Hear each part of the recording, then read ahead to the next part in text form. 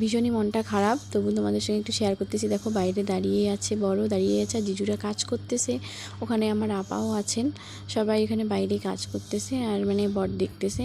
তারপরে আমার এদিকে মনটা খুবই খারাপ, কারণ আমাকে কালকে সকালেই চলে যেতে হবে, তাই আর কি। একটু পরে আবার আসলাম রান্নাঘরে, কারণ আম্মু এখন রান্না করতেছে, বর আসছে যেহেতু, ওর জন্য পাস্তা রেডি করতেছে, আর আমি এখানে একটু দাঁড়িয়ে দাঁড়িয়ে ভিডিও করতেছি। আর ওইদিকে দেখো কড়াই বসানো আছে, গ্যাস ধরানো আছে। তারপরে ওইগুলো করে পর আর এদিকে মাছ ভাজা হয়ে গেছে, আর এদিকে দেখো কড়াইতে আবার তেল আছে, ওই তেলে এখন আমি পেঁয়াজগুলো ভেজে নেব, কারণ মাছ রান্না হবে।